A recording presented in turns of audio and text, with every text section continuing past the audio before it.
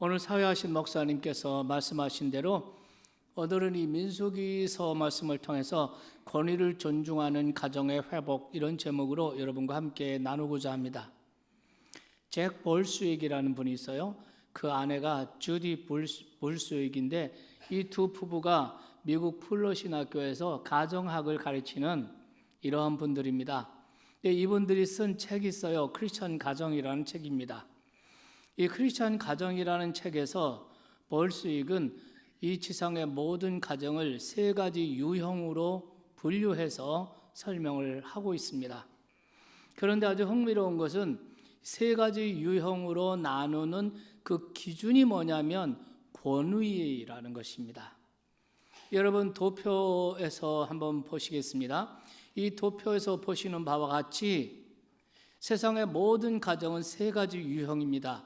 전통적 가정, 현대적 가정, 성경적 가정, 이렇게 나누고 있습니다. 전통적 가정은 권위가 아버지 한 사람에게 집중되어 있습니다.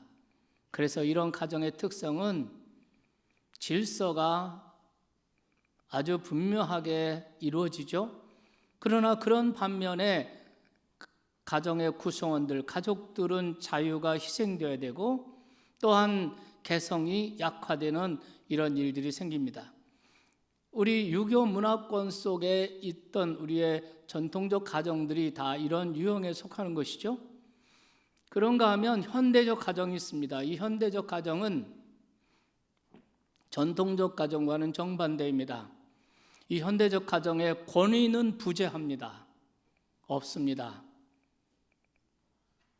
그러다 보니까 이 가정은 자유가 있고 개성이 활발하고 자유가 만끽되지만 그러나 이 가정에는 무질서와 혼돈이 일어납니다.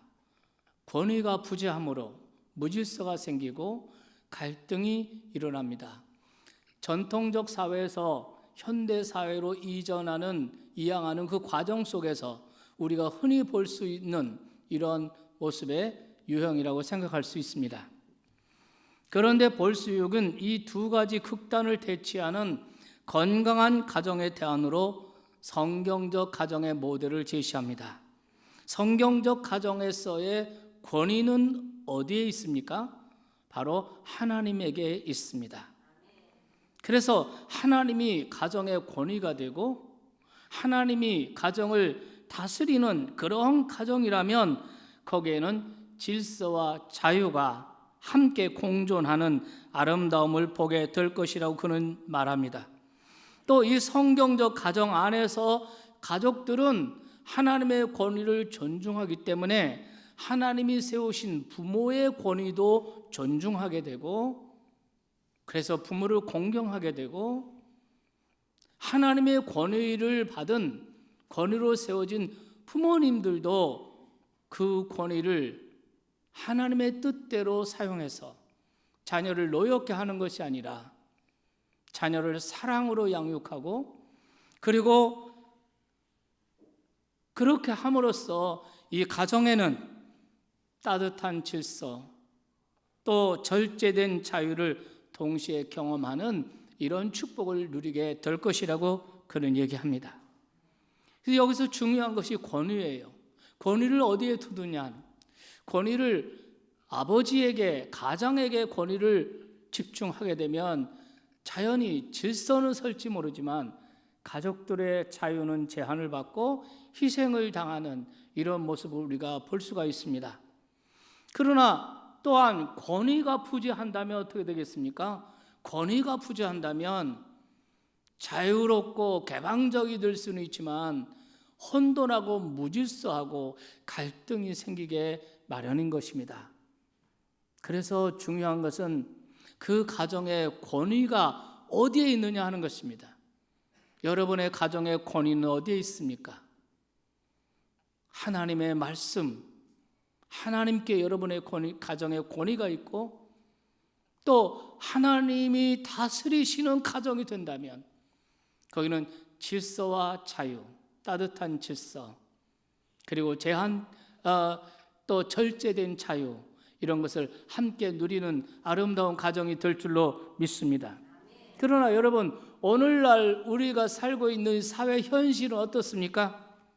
오히려 권위를 제거하고 권위를 없애버리고 무너뜨리는 일에 혈안이 되어 있는 듯 느껴집니다.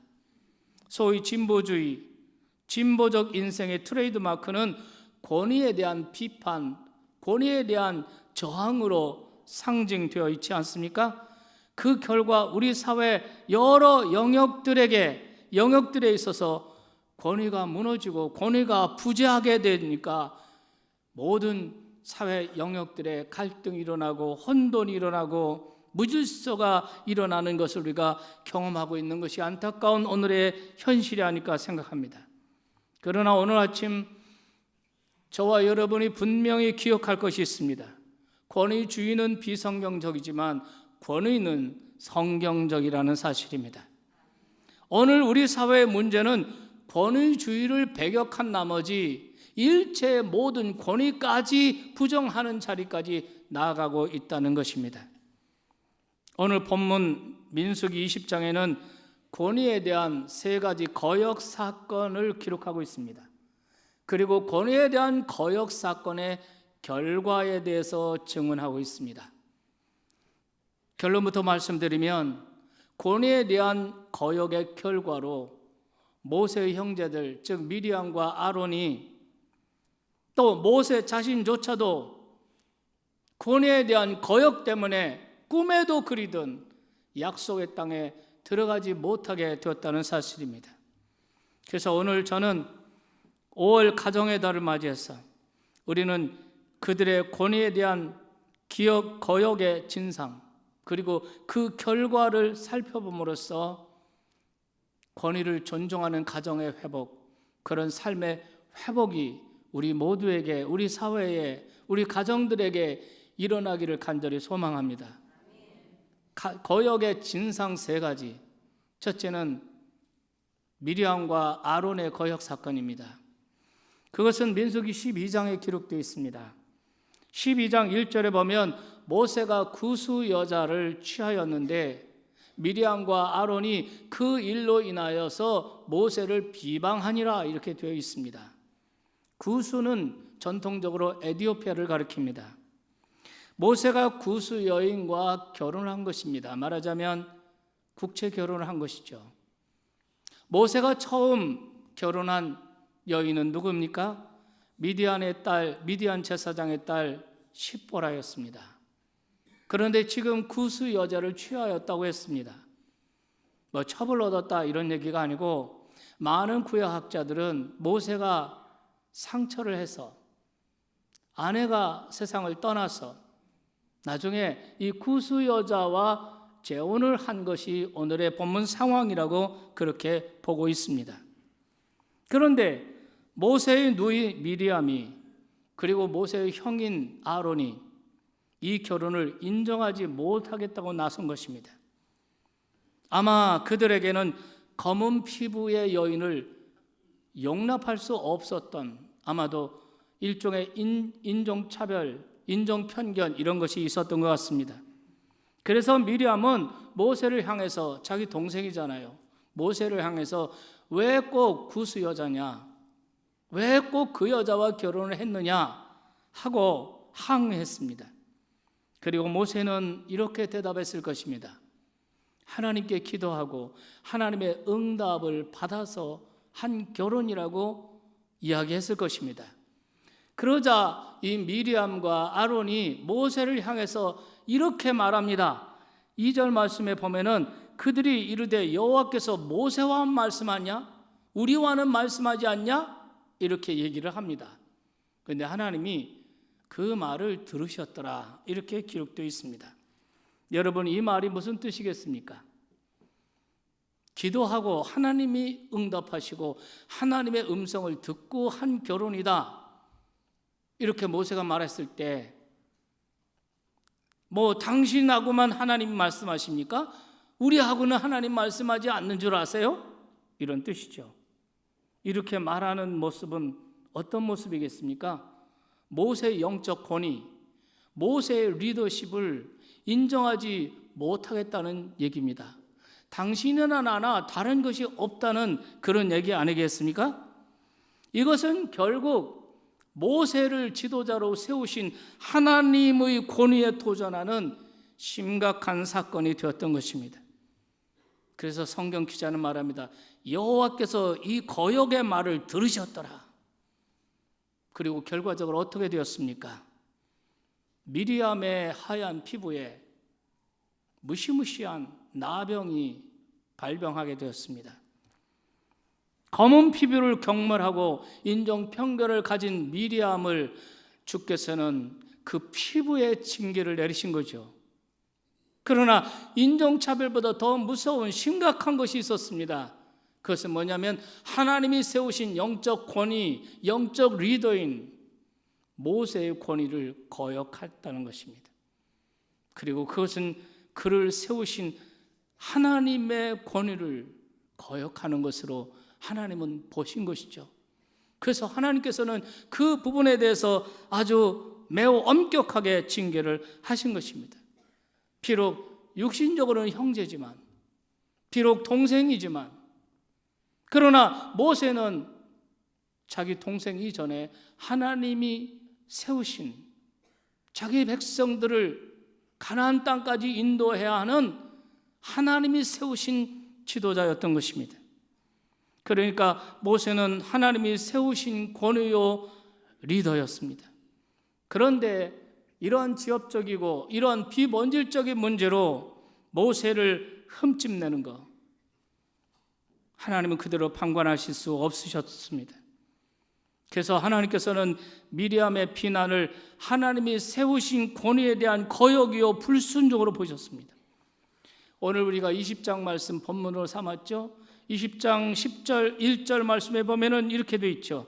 첫째 달에 이스라엘 자손 곧 온 회중이 신광야에 이르러 백성이 가데스에 이르더니 미리암이 거기서 죽음에 거기에 장사지니라. 첫째 달이라는 말은 애굽에서 나온 지 출애굽한 지 한 달째 되는 날이라는 것입니다. 그리고 그들이 신광야 가데스에 이르렀을 때 거기서 미리암이 죽었고 거기에 묻었다라고 기록하고 있습니다. 이 말은 무엇입니까? 꿈에도 그리던, 그녀가 꿈에도 그리던 약속의 땅 가나안 땅에 들어가지 못하고 광야에서 죽어 묻게 되었다는 것입니다.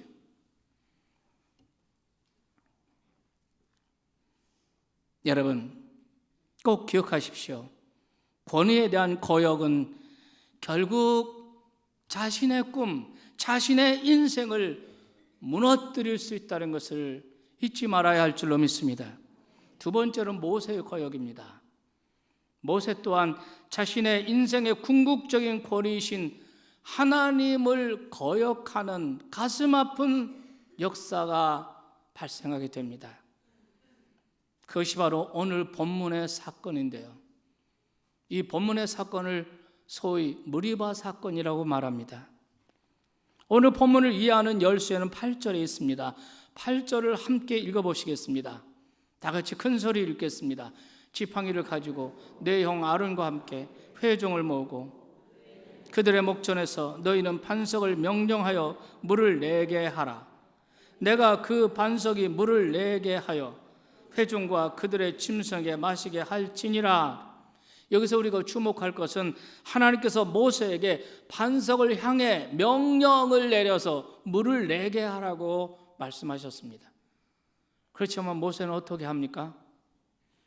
그 다음 11절 말씀, 오늘 보면 11절에 보니까 어떻게 되어 있습니까? 모세가 반석을 향해 명령을 내리는 대신에 지팡이로 2번을 내리쳤다라고 기록하고 있습니다. 물론 물은 솟았습니다. 반석이 갈라지고 물이 솟아나왔습니다. 이것은 자기 백성들의 고통을 돌아보시는 하나님의 긍휼과 자비 때문에 반석이 열리기는 했습니다. 샘물이 솟기는 했습니다. 목적을 이루기는 했습니다. 그러나 여기서 모세는 명백하게 하나님의 말씀을 거역하고 불순종한 것입니다. 그리고 그 결과는 무엇입니까? 12절에 너는 이 백성을 가나안 땅으로 들여보내지 못하리라 그랬습니다. 그러면 도대체 왜 모세가 명령하지 않고 지팡이로 반석을 내리쳤을까요? 차라리 명령하는 게 쉽지 않았겠습니까? 반석이요, 물을 내라 이렇게 말하면 될 텐데 왜 수고롭게 2번이나 내리쳤을까요? 여러분 12절 말씀을 주의 깊게 한번 보시기 바랍니다. 12절 말씀에 보면은 여호와께서 모세와 아론에게 이르시되 너희가 나를 믿지 아니하므로 너희가 나를 믿지 아니하고 이스라엘 자손의 목전에서 내 거룩함을 나타내지 않았다. 2가지를 말씀하고 있습니다. 첫째는 너희가 나를 믿지 않았다는 거예요. 불신앙. 거역의 뒤에 숨겨져 있는 정체, 그 뿌리, 그것이 하나님을 믿지 아니하는 불신앙. 그 불신앙에서부터 그는 하나님을 거역하고 지팡이를 내리쳤다는 것입니다. 또 하나, 주께서 말씀하신 그 12절 말씀에 보면은 내 거룩함을 나타내지 않았다. 이 일이 하나님의 역사라는 것, 하나님의 이름을 나타내지 않고 하나님을 나타내지 않았다, 내 거룩함을 나타내지 않았다라고 말씀하십니다.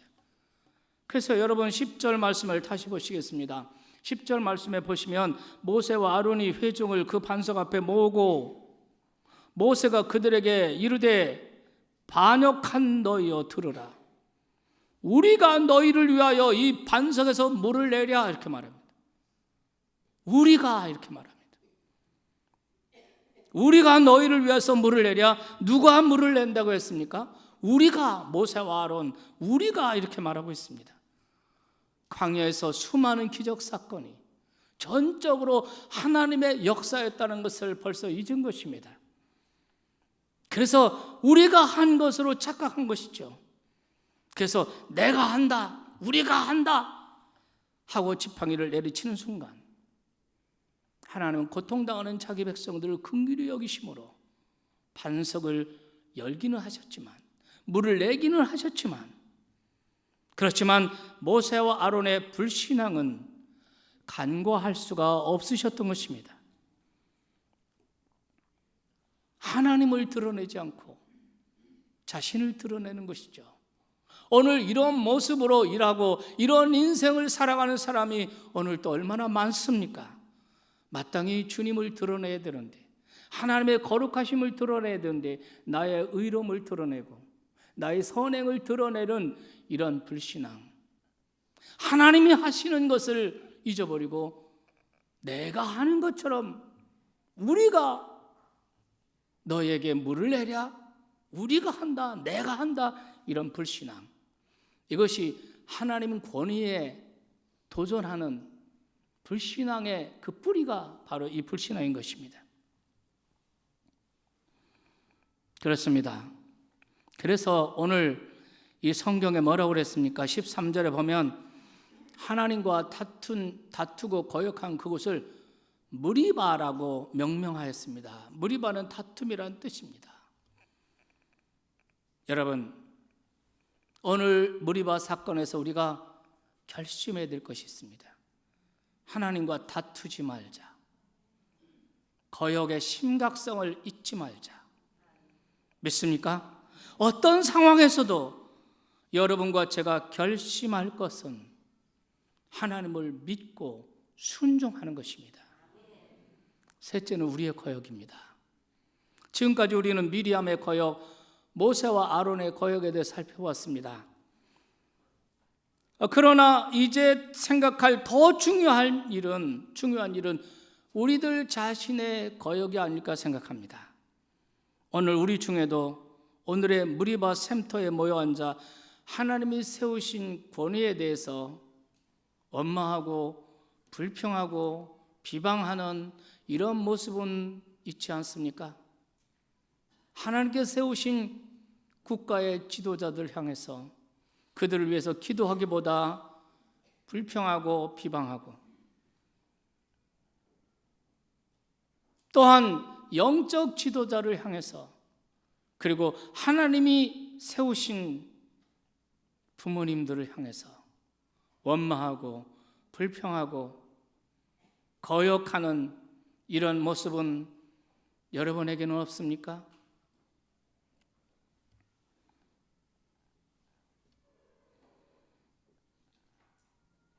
오늘 우리 중에도 이런 모습이 있을 수 있다는 것을 우리가 한번 생각해 보셔야 할 줄로 믿습니다. 아니면 우리들 자녀, 여러분의 자녀, 우리들 자녀들이 부모인 우리를 거역하고 반항하고, 그럼으로써 무리바의 아픔을 겪고 있는 이런 분들은 이 자리에 안 계십니까? 자녀들의 거역으로 말미암아, 자녀들의 그 저항으로 말미암아 많이 아파하고 속상해하고 상처를 받는 분들은 이 자리에 안 계십니까? 도대체 그들은 어디에서 거역을 배웠을까요? 혹시 우리들 부모에게서 배운 것은 아닐까요? 우리들 부모들이 늘 지도자를 위해서 기도하기보다 불평하고, 영적 지도자 혹은 가정의 어른들을 취업적이고 비본질적인 일인데도 불구하고 그걸 가지고 비방하고 거역하는 그런 모습은 아닙니까? 그런 우리 부모들의 모습을 보고 그들이 자연스럽게 습관적으로 거역을 배운 것은 아닐까요? 자식은 부모 앞에서 배우는 것이 아니라 부모의 뒷모습에서 배운다라는 말이 있습니다. 사랑하는 여러분, 만일 그렇게 느껴지신다면 우리는 자녀들에게 그릇된 거역의 모습을 보인 우리들 부모들 자신이 오늘 하나님 앞에 겸손히 엎드려서 우리의 자신의 거역의 불신앙, 이 죄를 회개해야 하지 않을까요? 우리들 부모가 진심으로 이 문제를 회개하면 제일 먼저 누가 알아차릴까요? 바로 우리 자녀들이 제일 먼저 알아차릴 것을 믿습니다. 그리고 이제부터는 일관성 있게 새 인생을 사셔야 합니다. 거역이 아닌 순종의 모범을 보이셔야 합니다. 하나님을 경외하고 하나님께서 세우신 부모를 존중히 여기고 마음 중심으로부터 공경하는 이런 권위에 대한 존중의 모범을 우리가 보여야 할 줄로 믿습니다. 그렇게 할 때 비로소 우리 사회에 만연한 이 거역의 문화, 이 파괴의 문화를 순종의 문화로, 창조의 문화로 변혁시키게 될 줄 믿으시기 바랍니다. 사랑하는 성도 여러분, 우리가 거역하고 싶어질 때 그것이 하나님의 권위이든 성경 말씀에 대한 권위이든 영적 지도자든 또는 이 사회의 지도자든 또는 부모님이든 우리가 거역을 하고 싶을 때 우리가 꼭 기억해야 할 것이 있습니다. 그것은 첫째로 우리 안에는 거역을 즐기는 옛사람의 본성이 있다는 것. 그리고 또 하나, 우리가 예수 믿고 거듭난 사람이 에게 주어지는 거듭난 새 사람의 성품은 우리에게 거역이 아니라 순종을 촉구하고 있음도 함께 기억하셔야 될 줄로 믿습니다. 여러분, 예수님의 생애를 살펴보십시오. 여러분, 복음서에 나타나는 예수님께서 일생을 두고 실천하시고자 한 일, 배우고자 한 일이 무엇인지 아십니까? 그것은 바로 순종이었습니다. 온전한 순종. 여러분, 히브리서 5장 8절 9절 말씀을 보시면 그가 아들이시면서도 받으신 고난으로 순종함을 배워서 온전하게 되셨은즉, 예수님도 일생을 거쳐 훈련하시고 배워가시고 이루신 것이 순종이라는 가치입니다. 여러분, 사도 바울은 빌립보 2장 8절에서 어떻게 말하고 있습니까? 빌립보 2장 8절에 보면은 사람의 모양으로 나타나사 자기를 낮추시고 죽기까지 복종하셨으니 곧 십자가의 죽으심이라 그랬습니다. 여러분과 저너가 진실로 이 예수님을 따르는 그분의 제자가 맞다면, 그리고 그분을 따르는 진실한 제자가 되기를 소원하신다면, 우리가 배울 일, 오늘 우리가 결단할 일, 그것이 무엇이겠습니까? 그것은 순종의 사람으로 살아가는 것입니다. 거역의 사람으로 살아가지 마십시오. 직장을 가시든 세상에 나가시든 교회 안에서든 어디서나 거역의 사람이 아니라 순종의 사람으로 살아가시기를 주의 이름으로 축원합니다. 아까도 말씀드렸지만 우리 사회, 우리가 살고 있는 이 현실은 거역의 문화가 아주 팽배하게 있습니다. 거역하고 비판하고 저항하는 것이, 이것이 정의라고 생각하고, 이것이 선이라고 생각하고, 이것이 지성이라고 생각하는 이런 가치로 되어 있습니다. 세상의 문화가 우리에게 무엇을 충동하든 우리에게 중요한 것은 세상 문화가 아니라 주님의 명령이고 주님의 말씀이고 주님이 우리에게 보이신 모본이 우리에게는 중요한 줄 믿으시기 바랍니다. 주님께서 십자가를 지시기 첫날 밤 주님께서도 선택의 기로를 맞이하셨던 적이 있습니다. 그러나 그분은 끝내 어떻게 기도하십니까? 내 뜻대로 하지 마시고 아버지의 뜻대로 하옵소서라고 하셨습니다. 그분은 그 기로의, 선택의 기로에 섰을 때 십자가를 거부할 것이냐, 십자가를 칠 것이냐, 내 뜻대로 마시고 아버지의 뜻대로 하시옵소서. 그분은 거역이 아닌 순종을 결단하셨습니다. 저와 여러분은 바로 그분의 제자들이잖아요. 그렇다면 오늘 거역의 문화 한복판에서 거역이 아닌 순종을 선택하는 삶을 사시겠습니까? 만일 우리가 이 권위에 대한 순종을 배우기를 거부한다면, 그리고 거역을 선택한다면, 우리가 분명하게 기억하셔야 될 것이 있습니다. 이제 이후로 약속의 땅을 향한 우리의 행진은 좌초하게 된다는 것입니다. 넘어지게 된다는 것입니다. 그렇다면 여러분, 오늘 우리의 선택은 무엇입니까?